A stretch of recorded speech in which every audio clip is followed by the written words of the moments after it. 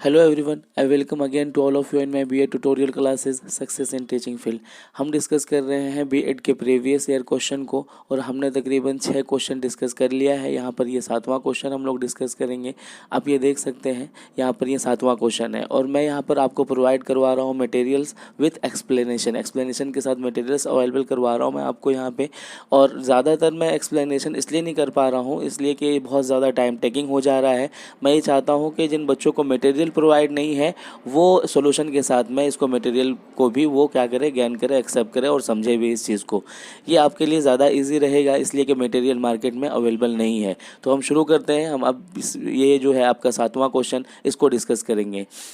What do you mean by slow learner. यहाँ पर क्या कहते हैं, एक्सेप्शनल चिल्ड्रन वाला जो पोर्शन होता है, जो एक्सेप्शनल चिल्ड्रन होते हैं, धीमी गति से सीखने वाले जो बच्चे होते हैं, यहाँ पर उनसे यानी कि स्पेशल नीड वाले जो बच्चे होते हैं उसके बारे में ये क्वेश्चन है। What do you mean by slow learner, यानी जो बहुत धीमी गति से सीखता है उसके बारे में आप क्या जानते हो। How are the different from dyslexic learners, give your suggestion for teaching slow learner. यहाँ पर दो चीज़ है, पहला है आपका स्लो लर्नर जो बहुत धीमी गति से सीखता है, और दूसरा है आपका डिसलेक्सिक, है ना, जिसको डिसलेक्सिया भी बोलते हैं, है ना। तो इसको हम समझते हैं कि इसके कहने का क्या मतलब है। हिंदी में समझ लीजिए, धीमी गति से सीखने वाले अधिगम करता है, अधिगम करता से आप क्या समझते हैं, डिसलेक्सिक अधिगम करता से ये कैसे अलग है ना, डिफरेंस बताना है दोनों का।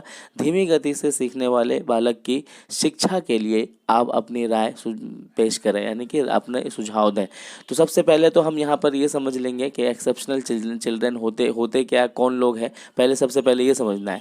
देखिए यहाँ पर मैंने हेडिंग दिया है आपको, डेफिनेशन ऑफ एक्सेप्शनल चिल्ड्रन और लर्नर, है ना। लर्नर कहो या फिर चिल्ड्रन कहो, वो एक्सेप्शनल किस तरीके से होते हैं। तो पहले आप ये समझ लो कि कोई भी जो बच्चा होता है वो दो बच्चे को देखो तो उसमें डिफरेंसेस हर चीज़ के लिए देखने को मिल ही जाएगा तुम्हें।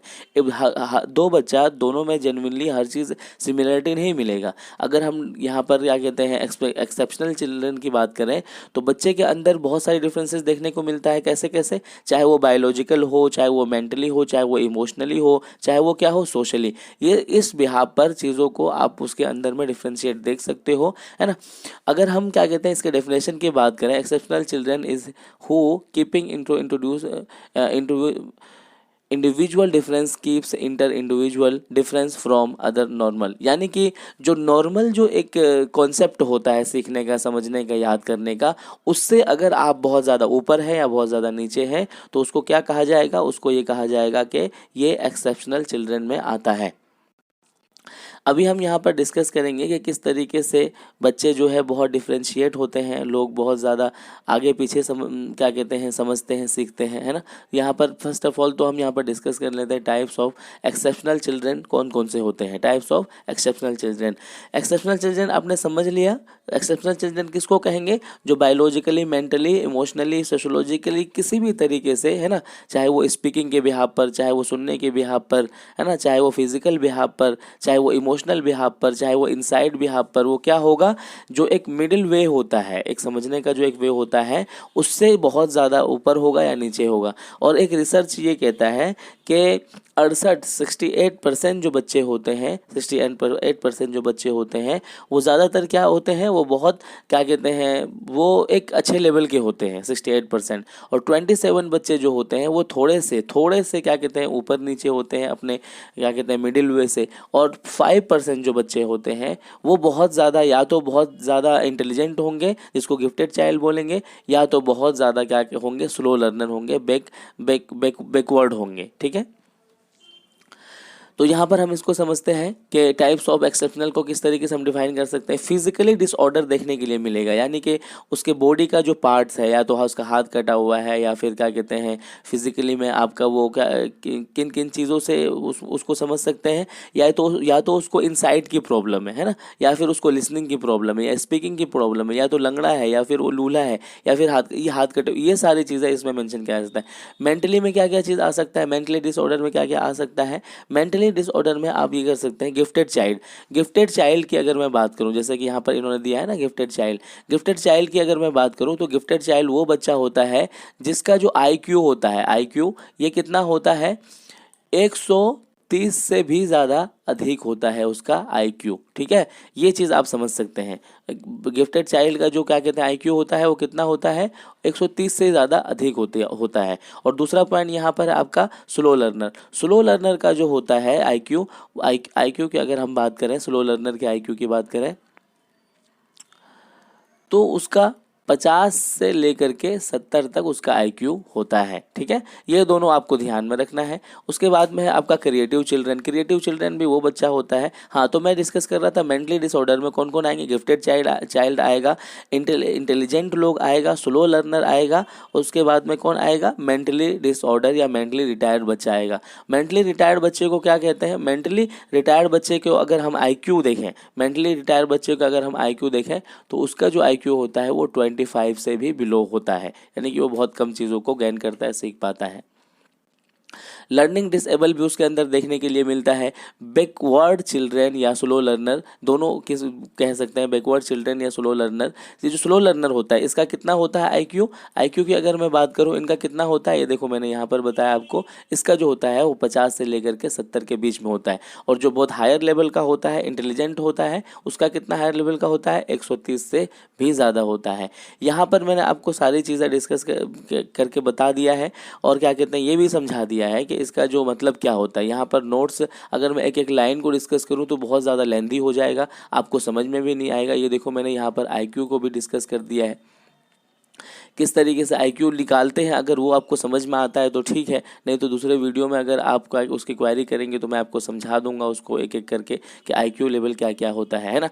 उसके बाद है आपका डिसलेक्सिक जो बोलते हैं, डिसलेक्सिक का जो मतलब होता है यहाँ पर आप देख सकते हैं डेफिनेशन ऑफ डिसलेक्सिक ड्राइव, ये तो ग्रीक वर्ड से निकल के आया है। इसका जो मतलब होता है पुअर, यानी कि उसको देखने में, वर्ड को समझने में, किसी चीज़ को पढ़ने में जो दिक्कत आती है उसको डिसलेक्सिक ही बोलते हैं। देखो इसके कैरेक्टरिस्टिक को भी समझ लो, डिसलेक्सिक कैरेक्टरिस्टिक्स ऑफ डिसलेक्सिक, यानी कि following are the characteristics dyslexia. देखो क्या क्या होता है, फर्स्ट ऑफ ऑल डिसलेक्सिक जो बच्चे होते हैं, डिसलेक्सिया जिसको बोलते हैं प्रॉब्लम विथ रीडिंग, है ना, ये डिसलेक्सिया। देखो उसमें क्या था वहाँ पर, जो मैंने इसने डिफरेंस में पूछा है अपने क्वेश्चन में कि स्लो लर्नर और डिसलेक्सिया वाले जो बच्चे होते हैं इसमें डिफरेंस क्या होता है। स्लो लर्नर में डिफरेंस क्या होता है, स्लो लर्नर वो होता है जिसका जो आईक्यू है, स्लो लर्नर का जो आईक्यू है, अगर मैं आईक्यू की बात करूं, स्लो लर्नर के आईक्यू की बात करूं मैं, तो उसका कितना होता है, 50 से लेकर के सिर्फ 70 तक उसका आईक्यू होता है। ठीक है, तो यहाँ पर जो बच्चा है बहुत मुश्किल से किसी चीज़ को याद कर पाता है, बहुत मुश्किल से किसी चीज़ को अपने दिमाग में रख पाता है। उसके बाद में यहाँ पर आपका आता है डिसलेक्सिक। डिसलेक्सिक वाली जो प्रॉब्लम होती है वो क्या होता है, उसको रीडिंग में प्रॉब्लम आती है, यानी कि स्पीड नहीं पढ़ सकता है, उसको कंप्रहेंशन, यानी कि वो कंप्रहेंसिंग नहीं कर पाता है, उसको समझ नहीं पाता है बहुत ईजिली।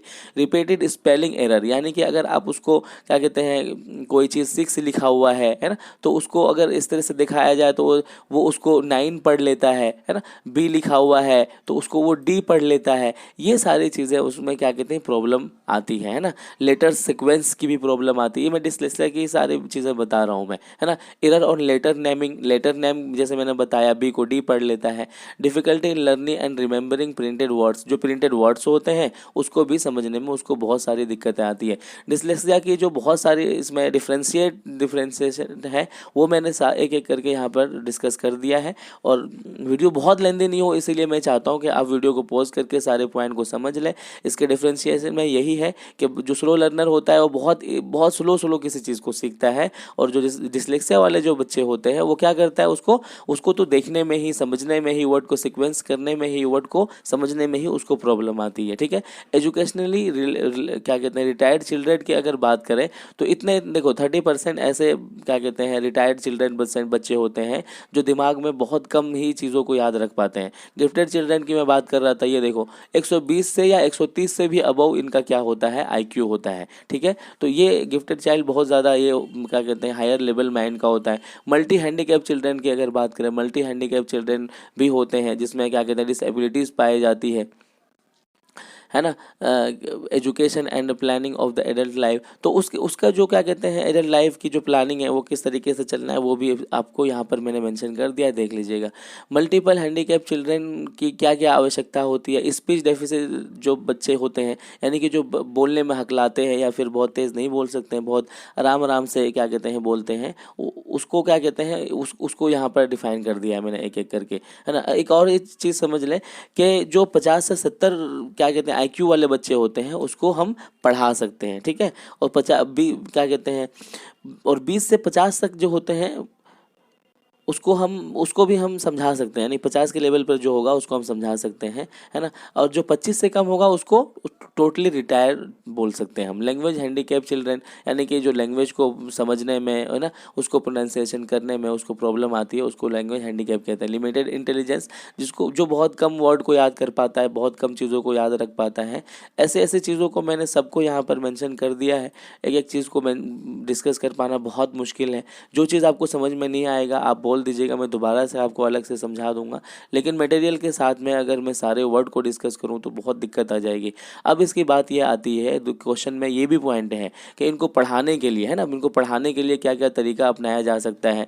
जैसे कि मैंने आपको बताया, मेंटली डिसऑर्डर जो बच्चा होता है, यानी कि 5% ऐसे बच्चे होते हैं जो बहुत ज़्यादा क्या कहते हैं हायर लेवल के होते हैं या बहुत ज़्यादा कम लेवल के होते हैं, ठीक है ना। तो सबसे पहले उसका क्या काम होता है, टीचर का हो या फिर स्कूल का हो या फिर पेरेंट्स का हो, सबसे पहले क्या काम होता है, necessary to understand the dyslexia. यानी उसका जो डिसलेक्सिया का जो पॉइंट है, सबसे पहले तो उसकी जो डिसीज़ है सबसे पहले उसको हम पहचानेंगे कि ये जो बच्चा देख पा रहा है या नहीं देख पा रहा है, कितना % देख पा रहा है ना। तो ये सारी चीज़ें हम वहाँ पर ये करेंगे। ब्लाइंड क्या कहते हैं ब्रेल लिपि का भी यूज़ कर सकते हैं, जो बच्चा बहुत कम देख पाता है ना, वर्ड को रियलाइज़ कर पाता है ना। और जैसे कि मैंने प्रॉब्लम बताया ना आपको, मैंने बताया कि अगर उसको लिसनिंग की प्रॉब्लम है ना, तो लिसनिंग की अगर उसको प्रॉब्लम है तो आप क्या करो कि क्या कहते हैं जेस्चरिंग वर्ड, यानी कि आप अपने लिप्स को लिप रीडिंग बोलते हैं उसको, जेस्चरिंग वर्ड को यूज़ करें ज़्यादा, है ना। बॉडी स्ट्रक्चर को यूज़ करके उसको सिखाएं, है ना।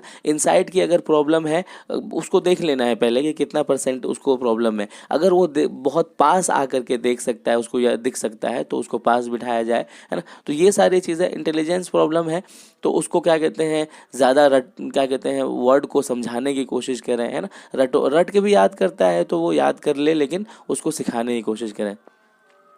टीचर को सबसे पहले क्या चाहिए कि बच्चे को समझ ले कि उसकी प्रॉब्लम किस बिहाफ पर क्यों हो रही है, और उसका सोल्यूशन इसी तरह से निकाला जा सकता है कि अगर वो 5% वाले बच्चों में है तो उसके लिए अलग से ये कराया जा सकता है। अदरवाइज़ जो क्या कहते हैं 68% जो बच्चे होते हैं, और उसके अलावा 27 जो % बच्चे होते हैं जो थोड़े बहुत डिफरेंस होते हैं, क्या कहते हैं एक दरमियानी या फिर मिडिल तरीके से, उसको एक ही जगह पढ़ाया जा सकता है। लेकिन जो 5% बच्चे होते हैं जिसका बहुत हायर यानी कि मेजर लेवल पे डिफरेंशिएट देखने के लिए मिलता है, उनको अलग से समझाया जा सकता है, अलग से पढ़ाया जा सकता है, ठीक है।